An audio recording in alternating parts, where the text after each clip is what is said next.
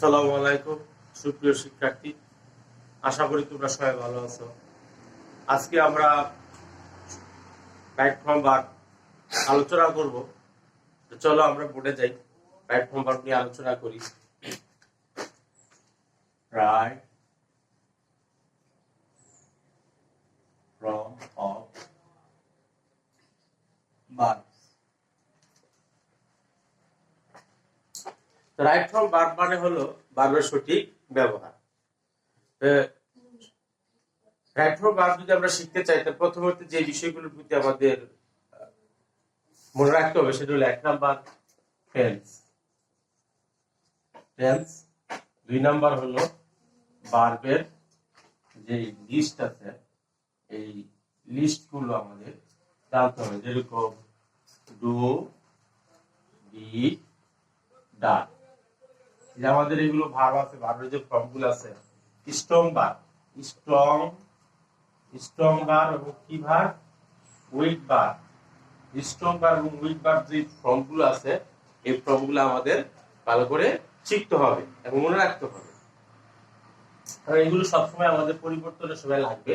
ভার্বের ফর্ম, ভার্বের যে 3টা ফর্ম আছে, প্রেজেন্ট, হ্যাঁ, পরে হলো কি পাস্ট, তারপরে হলো কি পাস্ট পার্টিসিপল,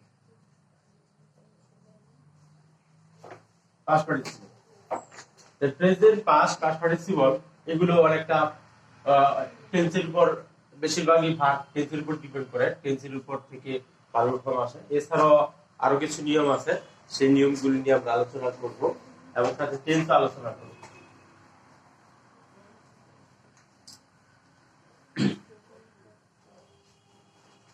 প্রথমত যে রুলসটা নিয়ে আমরা আলোচনা করব সেটা হলো যে প্রেজেন্ট ইনডিফিনিট টেন্সের চিরন্তন সত্য যদি বলে, চিরন্তন সত্য এবং মানুষের অভ্যাসগত বস্তু, অভ্যাসগত কর্ম। সাধারণত এই এই এই এই চিরন্তন সত্য এবং মানুষের অভ্যাসগত কর্ম বিষয়টি কি বোঝায়? প্রেজেন্ট ইনডিফিনিট টেন্স বোঝায়। যেরকম যদি বলি the sun rises in the east, this is rises, কি rise, rose, rises। আমরা যদি তাহলে এটা কি ভার্বের B1 মানে প্রেজেন্ট ফর্ম। এবং আমরা জানি যে একটা নোট আছে, নোট যে প্রেজেন্ট ইনডিফিনিট টেন্সে সাবজেক্ট যদি থার্ড পারসন সিঙ্গুলার নাম্বার হয়, তাহলে ভার্বের সাথে কি হয়? এস বা ইএস হয়। তাহলে লিখতে পারি প্রেজেন্ট ইনডিফিনিট টেন্সে, প্রেজেন্ট ইনডিফিনিট টেন্সে সাবজেক্ট যদি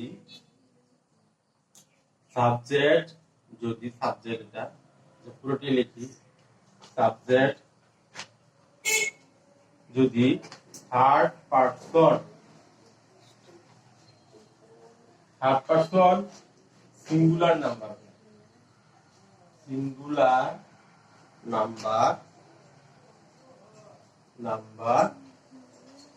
হয়, প্রেজেন্ট ইনডিফিনিট টেন্সে সাবজেক্ট যদি থার্ড পারসন সিঙ্গুলার নাম্বার হয়, তাহলে কি হয়?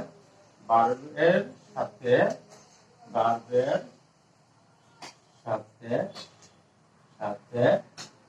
কি এস বা ইএস যুক্ত হয়, এস বা ইএস যুক্ত হয়। যে বিষয়টা যেখানে এস। হ্যাঁ, আরেকটা বিষয় হলো কোথায় এস কোথায় ইএস। যে সকল ভার্বের শেষে কি থাকবে, যে O, X, S, double S, CH এর চয়ের মতো উচ্চারণ হবে, সেগুলোর শেষে কি হবে? ইএস হবে। আর বাকি সব ভার্বের শেষে কি হবে? এস যুক্ত হবে। এই ছিল প্রেজেন্ট ইনডিফিনিট টেন্সের সেন্টেন্স। তাহলে আমাদের বাক্যের মধ্যে যদি থাকে যে প্রেজেন্ট ইনডিফিনিট জাতীয় যদি কোনো সেন্টেন্স আসে, সেখানে ভার্বের সাথে এস যোগ করতে হবে অথবা এবং ভার্বের প্রেজেন্ট ফর্ম ব্যবহার করতে হবে। তাহলে প্রেজেন্ট ইনডিফিনিট টেন্স কাকে বলে?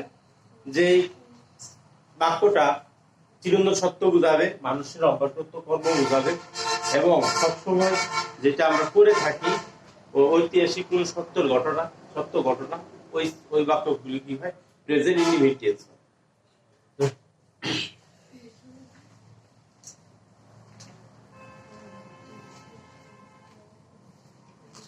তো পরবর্তী রুলস যেটা আমরা ধরি 2 নাম্বার ধরলাম, যে 2 নাম্বার যে প্রেজেন্ট ইনডিফিনিট টেন্সকে যদি নেগেটিভ আকারে আমরা ব্যবহার করি তাহলে কি হয়, তাহলে যদি আমরা নেগেটিভ স্ট্রাকচার যদি বলি যে present indefinite tense, present indefinite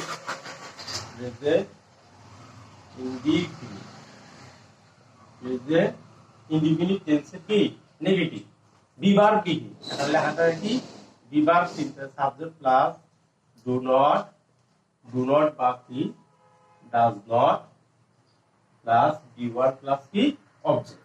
যে প্রেজেন্ট ইনডিফিনিট যদি নেগেটিভ আকারে আমরা প্রকাশ করি, যেমন হি ডাজ নট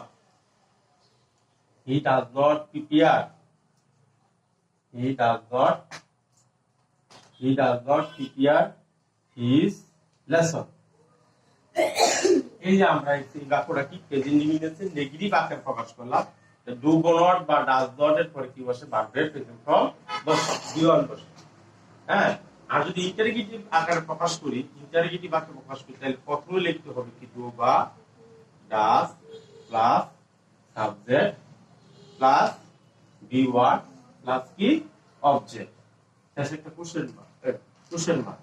তাহলে এই কেসে টেস্টেড ইন্ডিয়ান তাহলে কি লিখবো, does he prepare his lesson, সে কি তার পাঠ তৈরি করে।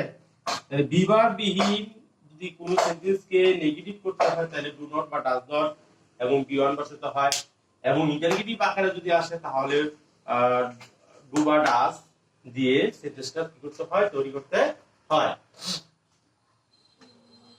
এই ছিল প্রেজেন্ট ইনডিফিনিটের নেগেটিভ এবং ইন্টারোগেটিভ। এখন এর সাথে যদি আবার ডাব্লিউএস কোশ্চেন থাকতেই পারে, তো সেই ক্ষেত্রে আমাদের শুধু ডাব্লিউএস ওয়ার্ডটা বলবে। তাহলে এখানে ডাব্লিউএস যদি ওয়ার্ড বসে তাহলে কি লিখবে যে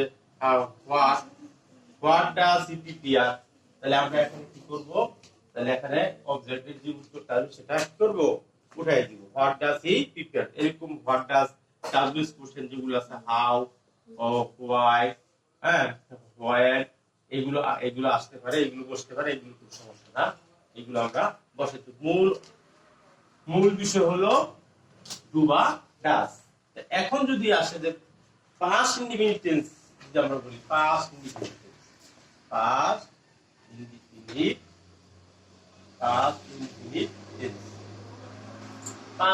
টেন্স আসে আমাদের। পাস্ট ইনডিফিনিট টেন্সে কি হয়, পাস্ট ইনডিফিনিট টেন্সে হলো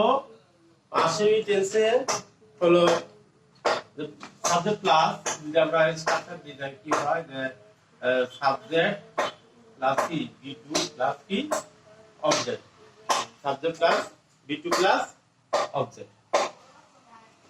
তাহলে যেমন বলি যে হি এট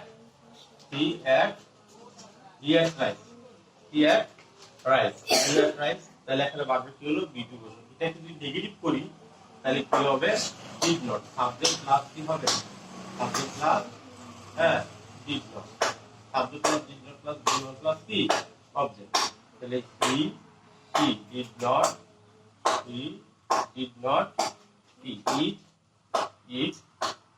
eat rice, he did not eat rice, subject plus he, তাহলে এখানে ডিড নট এর পরে কি বসে, বি1 বসে। ঠিক আছে, তাহলে এখানে পাঁচ ইনডিফিনিট কি হয়, সাবজেক্ট প্লাস বি2, অ্যাফারমেটিভ বাক্যে বি2 বসে, আর নেগেটিভ বাক্যে কি বসে, ডিড নট বা ডিড নট বসে, ডিড নট এর পরে কি বসে, বি1 বসে। তো এইভাবে আমাদের দুইটা টেন্স, প্রেজেন্ট ইনডিফিনিট টেন্স এবং কি প্রেজেন্ট ইনডিফিনিট টেন্স এবং পাস্ট ইনডিফিনিট টেন্সের এই দুইটা উপরে ভার্বের তোমাদের ফর্ম দেখাইলাম। এখন আমরা আরেকটা রুলস দেখবো, সেটা হলো মডাল অক্সিলারি। মডাল অক্সিলারি, হ্যাঁ মডাল অক্সিলারি।